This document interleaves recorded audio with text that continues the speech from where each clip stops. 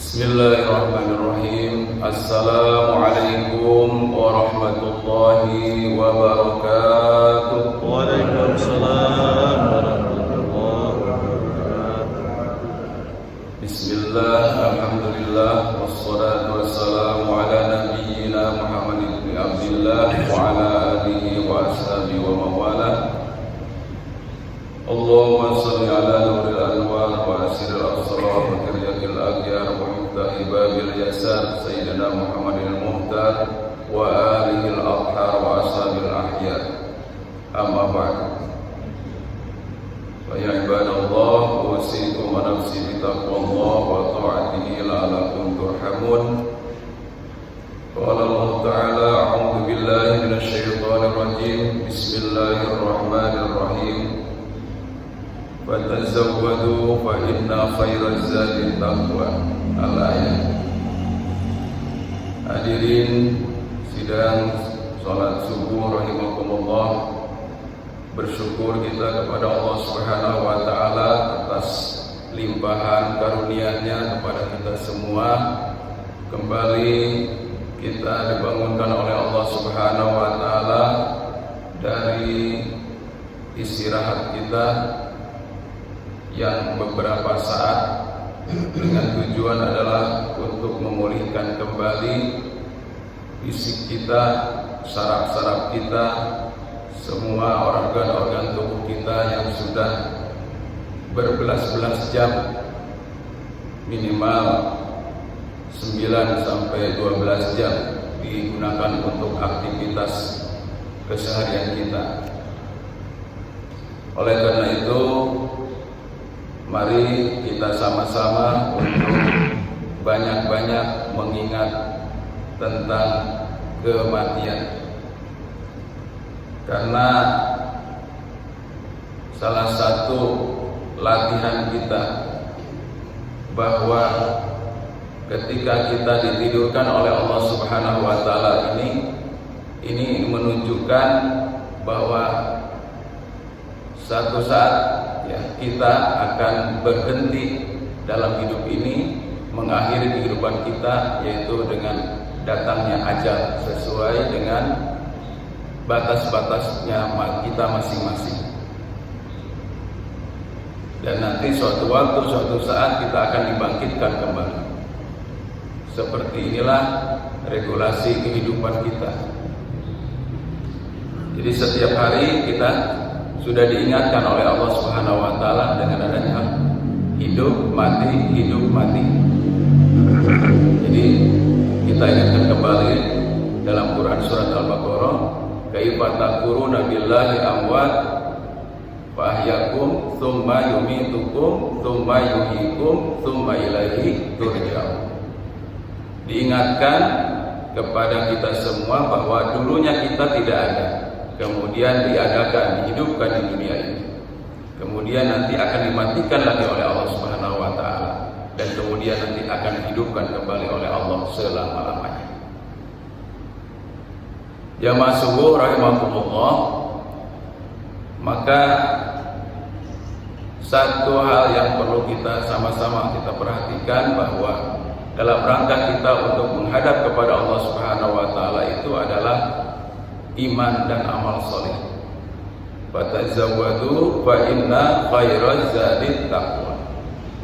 Berbekalah kamu dengan apa? Dengan iman dan amal soleh. Dengan iman dan amal soleh. Karena Allah berikan kesempatan kepada kita dengan batas-batas waktu yang Allah telah tentukan pada waktu zaman azalinya itu, setelah Allah takdirkan kita ke muka bumi ini, kita ditentukan dengan batas-batas waktu usia kita. Maka masing-masing kita, mari, yang jelas kita punya amal itu, punya amal-amal unggulan kita, punya amal-amal unggulan kita. Karena ada satu pernyataan ulama, satu amalan istiqomah itu akan lebih baik daripada 1000 karuan. Itu Apa? Dasarnya adalah satu pertanyaan dari sahabat Rasulullah kepada baginda Rasulullah Muhammad sallallahu alaihi wasallam, "Wahai Rasul, ajarkan kepadaku sebuah ilmu yang dimana kalau aku mendengarkan atau aku juga memahami dari sebuah ilmu itu yang kau sampaikan cukup untuk aku lakukan sampai seumur hidup." Maka jawab Rasulullah sallallahu alaihi wasallam, "Amantu billah tsumma istaqim." Iman kepada Allah Subhanahu wa taala dan istiqomahlah. Jamaah subuh rahimakumullah. Maka mari kita juga terus berdoa kepada Allah. Apa-apa yang sudah kita lakukan setiap hari, dengan adanya kita setiap hari kita mengazamkan untuk bisa melaksanakan kewajiban-kewajiban pada Allah Subhanahu wa taala, yaitu menghadiri undangan Allah Subhanahu wa taala. Ini bukan perkara mudah, bukan perkara gampang. Coba kita perhatikan, kalau kita analogkan, kita tamsilkan dengan sebuah aturan di dalam pekerjaan kita. Taruhlah yang sekarang saya yang masih aktif di dalam pekerjaan saya sebagai guru. Itu kita berusaha. Yang pertama, kita hadir ke sebuah kantor. Itu tepat pada waktunya. Dengan tujuan apa? Kita di situ juga akan dinilai kinerja kita. Loyalitas kita akan dinilai oleh pimpinan. Ada bel-bel, ada alarm-alarm, ada serina-serina dalam setiap waktu, setiap saatnya. Apakah itu serina atau bel masuk, bel istirahat, kemudian masuk kembali, dan juga yang terakhir adalah bel kepulangan. Semuanya itu adalah tujuan apa? Untuk dalam rangka disiplin. Maka alarm-alarm ini juga ketika kita tamsilkan dalam kehidupan kita sehari-hari, dalam beramal seperti itu. Allah telah memberikan bel ataupun sirine dalam 1 kali 24 jam itu sholat 5 waktu. Bahkan sholat 5 waktu itu adalah merupakan salah satu pos-pos kita laporan kepada Allah Subhanahu wa taala. Pos yang pertama, taruhlah sholat subuh. Ini pos pertama. Jadi pos pertama ini adalah merupakan salah satu adalah tempat kita untuk start memulai dari semua aktivitas yang akan kita lakukan dalam sehari penuh, seharian. Bahkan kita sudah mengawalinya tadi dengan sholat nafilah dalam rangka untuk menyambut suasana subuh yang sangat luar biasa. Jamaah rahimakumullah. Jadi alarm-alarm ini sebenarnya bukan sesuatu yang biasa-biasa saja. Tapi dunia atau waktu ini terus berjalan. Apa coba yang kita tunggu-tunggu setelah hidup di dunia ini? Yang kita tunggu-tunggu adalah sebagai orang tadi yang beriman kepada Allah Subhanahu wa taala, dan Allah sudah memastikan bahwa inna sa'atu atiyatun la raiba fiha.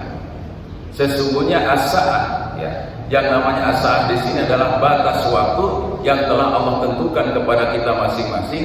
Atiyatun, pasti akan datangnya, pasti akan hadirnya, yaitu ajal. La raiba fiha, tidak ada keraguan di dalamnya. Maka kita sudah banyak diperlihatkan di mata kita sendiri, saudara-saudara kita, ayah kandung kita, ibu kandung kita, dan seterusnya, yang mereka itu sudah dipanggil dahulu. kafa binafsi, cukup bagi kamu dengan melihat itu, ya, dengan kita bertakziah, itu adalah cukup menjadi pelajaran tertinggi dalam kehidupan kamu, untuk dalam kamu jadikan sebagai pelajaran bahwa yang bisa memutuskan semua kelezatan kehidupan di dunia ini adalah dengan banyak mengingat kematian. Jadi mari kita berdoa kepada Allah agar amal-amal soleh kita yang mungkin dianggap kita biasa-biasa saja, tapi Allah akan sangat suka, ya, kepada amalan hambanya itu yang istiqomah. Bahkan sampai-sampai doanya, ya, kepada Allah SWT dikelilingi dengan malam. Allah suka, ya, kepada hamba-hambanya sampai dia mengalirkan air matanya. Kita menangis, tapi Allah itu suka, ya, melihat kepada hambanya meminta terus-menerus, ya, ditunda, ya, dia sabar dengan permintaan-permintaannya itu. Dia lebih mendekat lagi kepada Allah Subhanahu wa taala. Dia suka. Tidak ada putus asa, karena suatu waktu, suatu saat yakin Allah pasti, ya, akan mendengarkan. Nah, ya. Makanya sampai peristiwa-peristiwa ini dalam setiap harinya, ya, Allah Subhanahu wa taala itu selalu, kalau ibarat kita itu briefing, ya, briefing. Kalau ibarat pimpinan di suatu lembaga itu pagi-pagi itu briefing, mengumpulkan staf-stafnya. Demikian juga Allah, ya, Allah, ya, dalam arasnya itu mengumpulkan semua para malaikat. Dia, Allah Subhanahu wa taala kabarkan, ini hamba-hambaku yang sangat-sangat luar biasa di malam-malam ini. Dia sampai menangis, sampai berguling-guling istilahnya itu. Mohon ampun, taubat kepada Allah, meminta segala hajatnya hanya kepada Allah Subhanahu wa taala semata. Dan minta perlindungan dan seterusnya. Dia kabarkan. Maka ada orang yang hidup di dunia itu dua bagian saja. Ada yang terkenal hanya dengan sesama manusia, ya, tapi tidak dikenal di alamnya malaikat. Tapi sebaliknya, ya, ada yang terkenal di dalam alam malaikat, bangsa malaikat, tapi dia tidak terkenal di sesama manusia. Nah, kita pilih opsi itu. Tapi yang paling bagus idealnya kedua-duanya, terkenal dalam khalayak ramai sesama manusia, ya, terkenal apanya? Ya, kebaikannya tentunya yang kita harapkan, gitu. Bukan untuk dijadikan sebagai suatu perkara yang ujub, ria dan seterusnya, tapi dalam perkara untuk dicontoh, ditoladan. Ya, misalkan banyak sekarang ini orang yang kadang-kadang, ya, sepertinya bagus, ya, tapi belum tentu di hadapan Allah Subhanahu wa taala bagus. Yang kita inginkan adalah kedua-duanya. Di hadapan manusia kita baik, di hadapan Allah kita baik. Ya, seperti kita, kalau kita perhatikan, ya, ada, ya, kalau sebelum mayat itu dikuburkan, maka imam itu mengatakan, ya, kepada jamaahnya, bagaimana, saksikan kepada jamaah bahwa si fulan atau fulana ini baik atau baik ketika masih hidupnya. Maka jawabannya pasti baik. Itu suatu doa, ya, suatu doa. Jadi insya Allah, ya, kita sama-sama mari kita berdoa kepada Allah Subhanahu wa taala. Sedikit amal apa saja, misalnya, ya, zikir yang biasa, maka akan zikir kepada Allah Subhanahu wa taala, baik dalam bentuk berdiri, duduk ataupun berbaring, pada sholat sunnah ataupun sholat wajib. Yang sudah biasa itu adalah bisa memberikan manfaat, ketenangan hati kepada dirinya, maka itu adalah merupakan manifestasi daripada bersyukur kepada Allah Subhanahu wa taala. Wa may yashkur wa innama yashkuru li nafsi. Barang siapa yang bersyukur, ya, kepada Allah Subhanahu wa taala, pada hakikatnya dia bersyukur kepada dirinya sendiri. Ada satu feedbacknya kepada dirinya, refleksinya daripada apa yang sudah dia lakukan. Itu semata-mata pertama kita ingin mendapatkan ridhonya Allah Subhanahu wa taala yang kita lakukan. Jadi semuanya apa? Ya amal-amal yang kita lakukan itu yang pertama kita ittiba dulu kepada Rasulullah Muhammad SAW, ya, kemudian kepada para sahabatnya, kemudian kepada ulama-ulama yang senantiasa selalu membimbing dalam kehidupan kita. Ya. Kalau kita misalnya minta petunjuk apa, ya, kepada Allah Subhanahu Wa Taala, ya minta kepada Allah, hanya kepada Allah. Allahus Samad, Allah itu tempat bergantung, Allah itu tempat meminta. Beda dengan kita. Ya kalau kita manusia, coba kalau misalnya anak minta kepada orang tuanya, Pak, Bu, minta, Pak, tiap hari, ya itu lama kelamaan ya. Apalagi kalau misalnya belum gajian ataupun memang kondisi dalam keadaan ini, anak minta itu, minta segala macam gitu ya. Kalau mengikuti itu, kita kadang-kadang sempat kepada anak kita, ya timbul marah. Tapi begitu Allah Subhanahu Wa Taala yang kita minta minimal 5 waktu, setiap saat saja, Allah akan sangat suka kepada hamba-hambanya yang senantiasa selalu meminta kepada Allah Subhanahu Wa Taala. Ya. Tapi semua itu ada syaratnya. Ya. Wa idza sa'alaka ibadi anni fa inni qarib ujibu da'watad da'i idza da'an falyastajibu li wal yu'minu bi la'allahum yarshudun. Jadi kalau kita ingin diijabah, ujibu da'wah, ingin diijabah doa-doa kita, permintaan-permintaan kita kepada Allah Subhanahu Wa Taala, ya sama.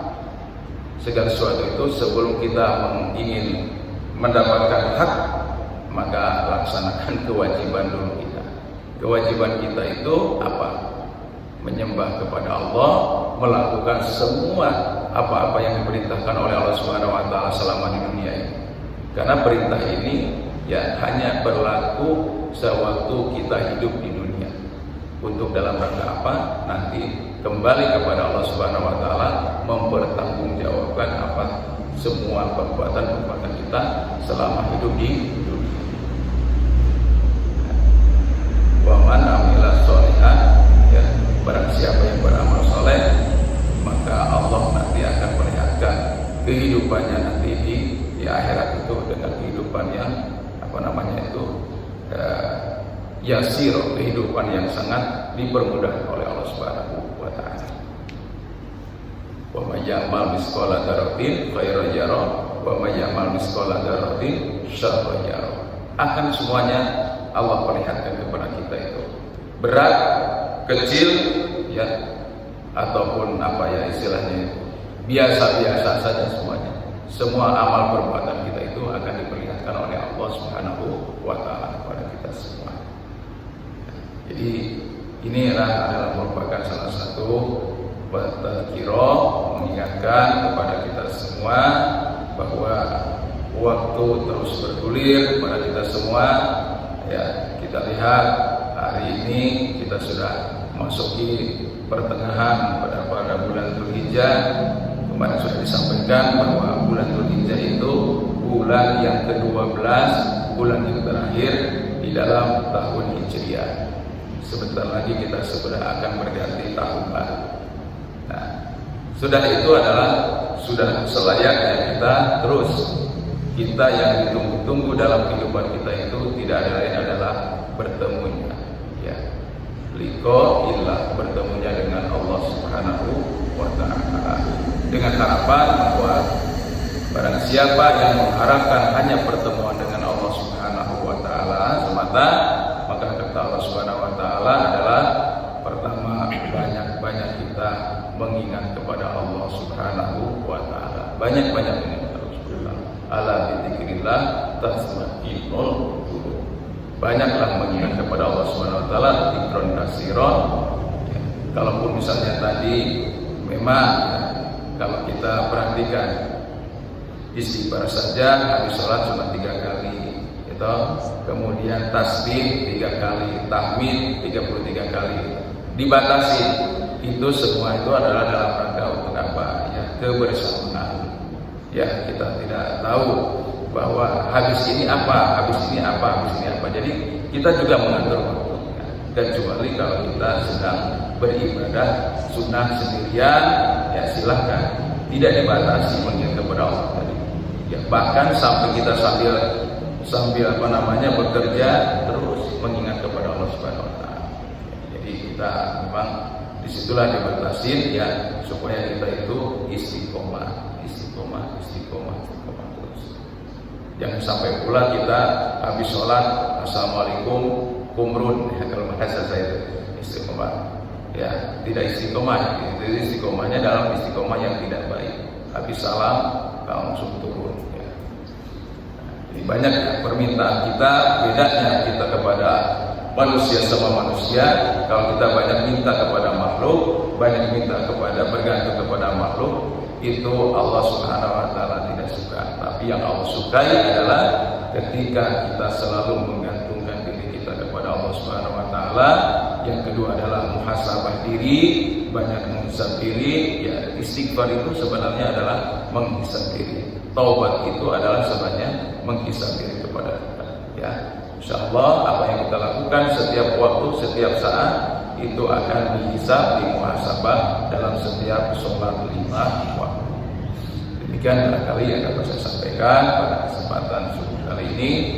Dan sebelum ditutup, kalau ada yang perlu di-sharekan, ya, silakan. Ya, yang berkaitan tadi dengan bagaimana pentingnya kita bisa melatih diri untuk istiqomah. Oh ya, silakan Pak Ujang. Kenapa sih setiap masjid tidak ada duduknya lagi, bahkan diganti dengan serena? Terus yang kedua nih Pak, letak pemulihannya kiblat. Gimana? Pemulihannya arah kiblat. Yes. Sedangkan anak saya itu beli kredit rumah, sedangkan rumah itu rumah jadi terus gitu kan mukanya melihat masuk ke rumah itu, terus jambannya ada ke kiblat. Nah, bahkan ayah ambil air wudhunya di masjid. Nah, itu bagaimana solusinya Pak? Oh, ya. Pertanyaan. Jadi yang pertama adalah tentang masalah beduk ya. Ya. Yang kedua tentang masalah kiblat. Ya. Oke. Baik. Ya, beduk dengan kiblat ini dua-duanya adalah sama ya. Kalau beduk fungsinya adalah mengingatkan. Ya, beduk itu fungsinya mengingatkan. Dulu kita memang sebelum adanya serine, ya sebelum adanya apa ya sekarang ini bahasanya itu yang alat-alat untuk pengingat gitu yang secara modern itu menggunakan beduk. Beduk itu ya salah satunya juga digunakan untuk mengingatkan ya kepada masyarakat ya sebelum dilaksanakannya adzan. Ya. Adzan biasanya beduk dulu kan gitu. Ya masuk sholat. Ya, itu zaman dahulu ya. Kalau zaman sekarang kenapa nggak ada lagi? Iya. Itu tidak menjadi masalah ya. Kalau nggak ada lagi nggak menjadi masalah, sudah diganti langsung dengan adzan. Karena yang utamanya itu adalah dalam mengingatkan masyarakat dalam waktu sholat itu 5 waktu adalah dengan berkumandangnya adzan. Ya, tidak ada beduk tidak jadi masalah ya. Kemudian yang kedua adalah waktu-waktu itu sudah dipermudah oleh Allah Subhanahu Wa Taala ya dengan adanya jam. Jam itu kan kalau setiap waktunya itu ada alarmnya ya. Kalau jam-jam kita dulu itu ada musiknya kan. Oh ini menunjukkan sudah jam ini jam 12, jam ini jam 1 dan seterusnya gitu ya. Nah, jadi tidak perlu dipermasalahkan lagi kalau masalah itu. Tapi juga saya masih ada tuh ya. Kalau saya sholat Jumatan di Nurul Huda ya, di masjid-masjid tertentu itu masih ada itu. Ya yang sebelum kita misalnya sholat Jumat itu diadakan muazin diadakan azan, maka dia nabuh dulu. Nah, ya kayak beduk itu ada sebenarnya adalah dalam rangka tadi untuk mengingatkan saja. Nah, kalaupun sekarang misalnya tidak ada lagi mau nabuh beduk itu nggak ada masalah. Ya dia ada masalah. Kenapa? Diganti sarina nggak apa-apa. Nggak maaf. Ya, misalnya serina ya. Kalau serina ini kan misalnya di Nurul Islam itu untuk berbuka. Gitu. Ada waktu-waktunya. Ada paham lah kelamaan gitu ya. Nggak paham ya. Gitu ya. Kalau di masjid, taruhnya tergantung serinanya di mana. Gitu. Kalau serinnya di masjid bulan Ramadan itu menunjukkan itu waktu berbuka, kan gitu ya. Waktu berbuka awal waktu berbuka. Gitu. Tapi kalau misalnya digunakan serinnya itu untuk sholat 5 waktu, ya nggak cocok juga. Iya, jadi ada apa namanya topoksinya masing-masing gitu ya, ada kegunaannya masing-masing. Jadi tidak pernah permasalahkan lagi yang masalah bentuk itu. Jadi syariatnya utamanya adalah dalam rangka untuk mengundang dan mengingatkan kepada kaum muslimin dan muslimat untuk sholat 5 waktu itu adalah utamanya dikumandangkan adzan, gitu aja. Kemudian yang kedua adalah masalah kiblat ya. Ya, mulainya kiblat. Kiblat itu kaitannya dengan apa? Utamanya kiblat itu kaitannya dengan sholat ya, dengan apa namanya arah sholat ya. Arah sholat itu kita semuanya mengarah ke kiblat, yang dimaksud adalah ke Ka'bah itu ya, ke Ka'bah. Tapi di situ ya kita sudah dipastikan arahnya dari Indonesia itu arahnya ke kiblatnya itu ke sana, ke kiblat. Kalau kiblatnya setiap orang itu mungkin orang Amerika beda lagi ya. Menurut kita mungkin orang Amerika bisa ke arah timur ya. Kebetulan waktu melihat masuknya bagus, kamarnya jendela sama pintunya dia masuk kamar mandi. Di situ jambannya ada ke kiblat. Oh iya. Bahkan apa saluran airnya ngambil wudhunya di kamar mandi. Itu menurut saya itu sah apa enggak gitu? Iya. Baik ya. Ada ajaran-ajaran ya dalam Islam itu ya, ketika kita buang hajat maka kita menghadapnya ke tempat lain, utara selatan. Artinya di situ sudah otomatis jamban itu juga harus menghadapnya ke sana, kan gitu ya, menghadap utara selatan, tidak menghadap ke kiblat. Ya kalau misalnya gampang kan itu bisa diperbaiki gitu. Ya. Tolong kalau misalnya itu kayak gitu ya diperbaiki lah, bisa ya, bisa diperbaiki arahnya ke mana, ke utara selatan, bukan ke arah kiblat. Kan ada adab-adabnya. Kalau kita buang hajat ya, maka kita sunnahnya itu tidak menghadap ke utara selatan, tidak menghadap ke kiblat. Kamar mandi itu sah juga Pak ya? Ya, kalau tidak ada tempat-tempat, ya begini, kalau tidak ada tempat lain, ya memang tidak ada tempat lain, ya adanya di situ, misalnya darurat. Tapi kalau misalnya di rumah, ya kita buat dengan sebaik-baiknya. Kalau di rumah itu kan banyak ya tempat. Jadi kalau bisa ya tempat wudhu itu dipisahkan dengan apa namanya kamar mandi ataupun kamar untuk buang air. Ya dirubah, apa yang nggak bisa dirubah kan? Nah, kita jangan terperangkap dengan masalah itu. Ya, ini kan suatu pengetahuan ya, itu bagus. Jadi adab-adabnya itu mulai dari adab tadi. Ya. Kenapa masalahnya kalau kita berada di tempat jamban itu kita wudhunya, khawatir kesucian dari situ itu kita tidak bersih untuk mensucikannya. Ya harusnya kan bukan hanya sekedar cewek dan menjerat situ, kan banyak cipratan-cipratan lain. Jadi yang di lantainya pun itu harus dipastikan bersih. Ya disiram airnya ngalir, ya baru kita misalnya bisa wudhu di situ. Ya, sebenarnya bisa.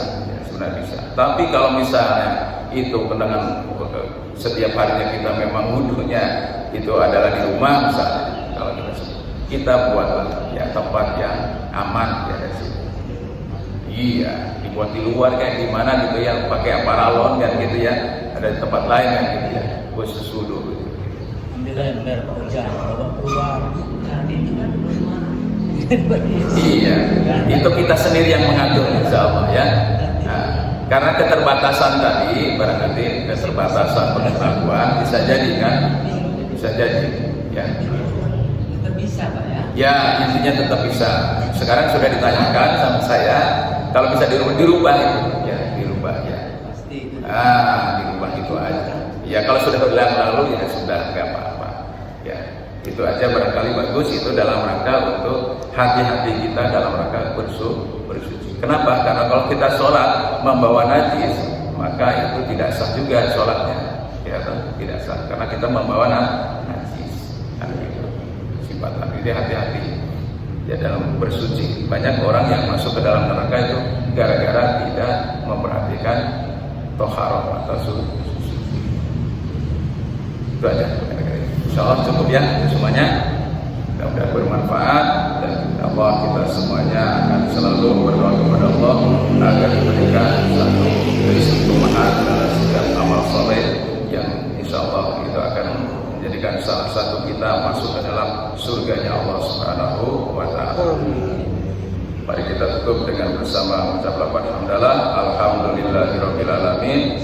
Nasrul minallah wa fadlul qarib. Assalamualaikum warahmatullahi wabarakatuh. Waalaikumsalam.